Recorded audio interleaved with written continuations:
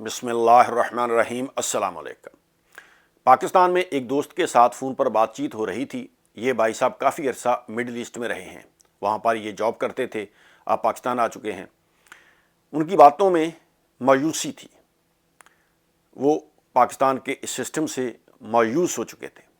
ان کی باتوں سے ایسے لگ رہا تھا کہ یہ بھائی صاحب جو ہیں یہ پاکستان میں مطمئن نہیں ہیں۔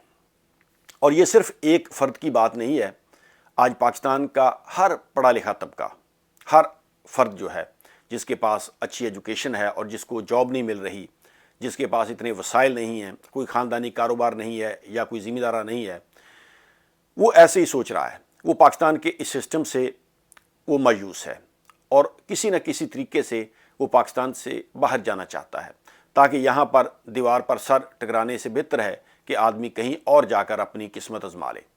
آج پاکستان کا نوجوان طبقہ جو ہے وہ سوچ رہا ہے، کیونکہ سوشل میڈیا نے اویئرنیس دے دی ہے، وہ گھر بیٹھ کر پوری دنیا کے حالات دیکھ رہا ہے کہ دنیا کے ترقی یافتہ ممالک وہ کس طرح ترقی کر گئے ہیں، وہاں کا سسٹم، وہاں کا رہن سہن، وہاں کی معاشرت اور وہاں کی ترقی۔ اور پاکستان میں آج ہم بنیادی جو ہمارے حقوق ہیں وہ بھی سلب ہو چکے ہیں۔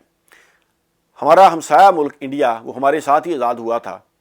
1993 میں انڈیا نے آئی ایم ایف کو خیر بات کہہ دیا تھا، یعنی انہوں نے آئی ایم ایف سے اپنی جان جو ہے وہ چھڑا لی تھی۔ آج انڈیا اپنی کرنسی میں کئی ممالک کے ساتھ تجارت کرنے جا رہا ہے اور انڈیا کے زر مبادلہ کے ذخائر جو ہیں وہ 600 ارب ڈالر تک پہنچ چکے ہیں۔ جی ہاں، 600 ارب ڈالر تک انڈیا کے زر مبادلہ کے ذخائر جو ہیں وہ پہنچ چکے ہیں، اور آج ہم آئی ایم ایف کے سامنے جو ہے وہ بھیک مانگ رہے ہیں پیسوں کے لیے۔ آج ہمارے ملک میں ہماری حکومت کہہ رہی ہے کہ ہمارے پاس 21 ارب روپے بھی نہیں ہیں کہ ہم الیکشن کروا سکیں۔ پاکستان میں لوگوں کو آٹا نہیں مل رہا، بجلی، گیس، الیکٹریسٹی کی پرائسز آپ دیکھ لیں کتنی مہنگائی ہو چکی ہے، اور تجارت ہماری دوسرے ممالک کے ساتھ وہ بہت زیادہ متاثر ہو چکی ہے، کیونکہ مہنگائی اتنی زیادہ بڑھ چکی ہے، پاکستان کے پاس ڈالر نہیں ہے، اور پاکستان کی عوام جو ہے ان میں واضح مایوسی دکھائی دے رہی ہے۔ انڈیا جو ہے ہمارے ساتھ ہی آزاد ہوا، لیکن دیکھیں کہ وہاں پر کتنی ترقی ہے۔ ٹھیک ہے، غربت ہے، مسائل ادھر بھی ہیں، لیکن انہوں نے پچھلے 30-40 سالوں میں ان مسائل پر کافی حد تک قابو پا لیا ہے۔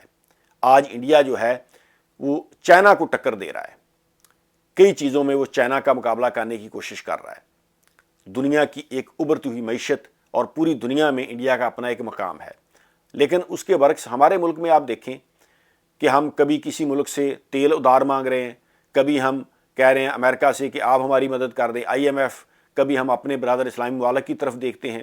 یعنی ہم نے نہ اپنے ادارے ٹھیک کیے اور نہ ہی ہم نے اپنی عوام کی فلاح و بہبود کے لیے کوئی کام کیا۔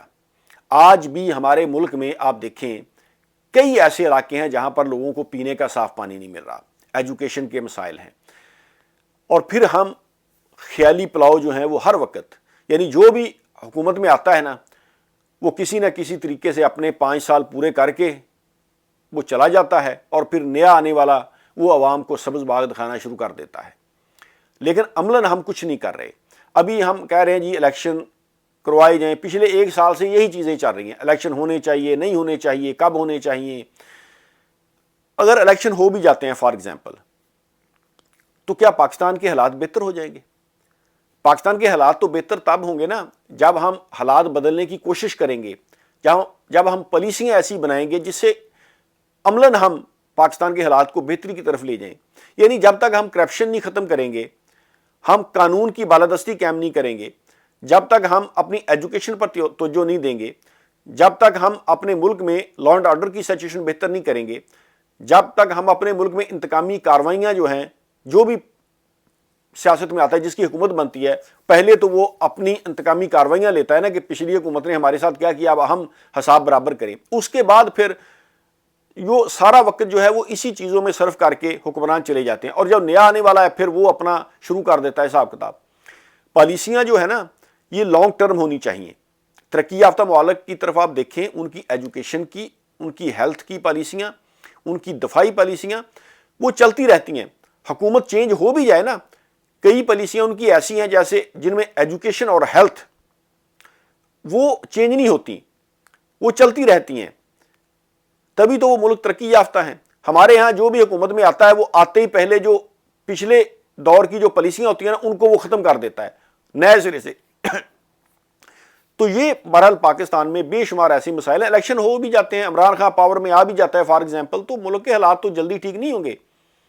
اگر پوری نیشن متحد ہو کر کوئی ایسی پالیسیاں بنائے، اس کے لیے پاکستان کو 20 سے 30 سال لگیں گے کہ وہ اپنے پاؤں پر کھڑا ہو۔ بہت زیادہ پاکستان میں اب غیر یقینی کی صورتحال پیدا ہو چکی ہے، اور خاص طور پر ہمارا نوجوان طبقہ، کیونکہ دیکھیں نوجوان نسل نے ہی آنے والے دنوں میں ملک کی باغ دوڑ سنبھالنی ہوتی ہے۔ آج جو یونیورسٹی سے ہمارے طالب علم نکل رہے ہیں، بچے بچیاں، ان کا کیا فیوچر ہے؟ اگر کوشش کر کے وہ 40-50 ہزار روپیہ ماہانہ کی کوئی جاب ڈھونڈ بھی لیں تو کیسے گزارا ہوتا ہے؟ اس سے تو آپ 2 وقت پیٹ بھر کر کھانا بھی نہیں کھا سکتے۔ تو اسی مایوسی کے عالم میں پھر بچے بچیاں ہاتھ پاؤں مارتے ہیں اور وہ ملک سے نکل جاتے ہیں کہ چلیں کہیں اور جا کر ہم اپنی قسمت آزما لیتے ہیں۔ اور پاکستان کے جو قابل لوگ ہیں وہ اسی طریقے سے ملک چھوڑ کر جا رہے ہیں۔ اور پھر دیکھیں کہ جس ملک کے ڈاکٹر، انجینئر یا پڑھے لکھا طبقہ جو ہے وہ ملک چھوڑ کر جانا شروع کر دے تو پیچھے کیا بچے گا؟ تو اللہ تعالیٰ ہمارے ملک پر رحم فرمائے۔ ہمارے اداروں کو، سیاستدانوں کو اس پر سیریسلی سوچنا چاہیے، اور یہ جو مجوسی کی کیفیت ہے نا یہ ختم کرنی چاہیے، تاکہ لوگ جو ہے نا، اب دیکھیں لوگ اس لیے پریشان نہیں ہیں کہ پاکستان کے حالات خراب ہیں، بلکہ وہ زیادہ اس وجہ سے پریشان ہیں کہ ان کو آگے کچھ دکھائی نہیں دے رہا۔ یعنی حالات تو چلو خراب ہو گئے، لیکن ہم اس کو ٹھیک بھی نہیں کرنا چاہتے، ہم بہتری کے لیے کچھ نہیں کر سکتے، کچھ کرنا نہیں چاہ رہے۔ آج بھی دیکھیں کہ ہماری کیا پالیسیاں، ابھی 1 سال سے یہ جو گورنمنٹ بنی ہے اس میں پاکستان کی تمام پولیٹیکل پارٹیز ہیں، یعنی مسلم لیگ نون بھی ہے، پاکستان پیپلز پارٹی بھی ہے، اس میں MQM بھی ہے، دیگر جماعتیں بھی شامل ہیں۔ 1 سال سے انہوں نے کیا ایسا کام کیا ہے کہ جو ہم کہہ سکیں کہ عمران خان غلط تھا اور یہ صحیح آ گئے ہیں؟ کوئی ایک کام ہی کر دیتے۔ انتقامی کاروائیاں ہو رہی ہیں، نیب انہوں نے ختم کر دی ہے، صحافیوں کو ننگا کرتے ہیں، مارتے ہیں، سیاستدانوں پر جھوٹے مقدمات، اور اس وجہ سے کوئی بھی آدمی اب پاکستان میں انویسٹمنٹ لے کر نہیں آئے گا۔ پاکستان میں ٹورزم انہوں نے ختم کر دی ہے۔ جو حکومت خود کہہ رہی ہے کہ ہمارے ملک میں دہشت گردی ہے، ہمارے پاس اتنا پیسہ بھی نہیں بچا کہ ہم الیکشن کروا لیں، اس ملک میں کون آئے گا پاگل انویسٹمنٹ کرنے یا سیر و سپاٹا کرنے؟ تو ہمارے ملک میں یہ جو مایوسی کی کیفیت ہے نا یہ ختم ہونی چاہیے۔ نوجوان نسل کو امید دلانی چاہیے کہ آپ کام کریں، آپ اس ملک کا فیوچر ہیں، آپ یہاں رہیں۔ بلکہ میں آپ کو ایک بات بتاؤں سیریسلی، اگر آج پاکستان میں قانون کی بالادستی قائم ہو جاتی ہے، ہمارے بے شمار بہن بھائی جو دوسرے ممالک میں رہتے ہیں وہ بھی پاکستان میں آ کر بس جائیں گے، وہ بھی پاکستان شفٹ ہو جائیں گے۔ وہ کیوں نہیں آ رہے؟ کیونکہ ان کو کوئی چیز دکھائی نہیں دے رہی۔ پاکستان میں اکثر لوگ یہ بات کہتے ہیں، دیکھیں جی آپ تو باہر بیٹھے ہیں، آپ پاکستان میں آئیں۔ او بھائی، لوگوں کو کچھ دکھائی نہیں دے رہا؟ جس ملک میں کوئی قانون ہی نہیں ہے وہاں سے لوگ بھاگیں گے یا اس ملک میں آئیں گے؟ آپ مجھے بتائیں۔ جو تو پاکستان میں بچارے پھنسے ہوئے ہیں وہ تو، لیکن جو چلے گئے ہیں وہ کیوں آئیں گے بھائی؟ وہ تو کوشش کر رہے ہیں کہ کسی طریقے سے ملک میں رول آف لا قائم ہو تو وہ بھی آ جائیں گے۔ لیکن جس طرح کے حالات ہیں کہ جس مرضی انسان کو آپ پکڑ لیں، صحافیوں کو پکڑ لیں، سیاستدانوں کو پکڑ لیں، آپ کا ایکس پرائم منسٹر، اس پر قاتلانہ حملہ ہوتا ہے اور وہ اپنی رپورٹ نہیں درج کروا سکتا۔ عام انسان کے کیا حقوق ہوں گے ایسے ملک میں؟ آپ مجھے بتائیں۔ تو نوجوانوں میں یہ جو مایوسی پھیل رہی ہے نا یہ بہت تشویشناک ہے۔ ہمارے اداروں کو اس بارے میں سوچنا چاہیے، کیونکہ جب آپ کی قوم ہی مایوس ہو جائے تو پھر 2 ہی راستے ہوتے ہیں، یا تو وہاں پر انقلاب آ جاتا ہے یا پھر افراتفری پھیل جاتی ہے، بس اور تو کچھ نہیں ہوگا وہاں پر۔ تو بہرحال ہمارے اداروں کو، ہمارے سیاستدانوں کو اور تمام نیشن کو مل کر اس مسئلے کا حل ڈھونڈنا چاہیے، اور پالیسیاں ایسی بننی چاہیے، کوئی بھی حکومت آئے آپ کی یہ پالیسیاں جو ہیں یہ کنٹینیو کرنی چاہیے، پھر ہی ہمارا ملک جو ہے وہ اپنے پاؤں پر کھڑا ہوگا۔ بہت بہت شکریہ، اللہ حافظ۔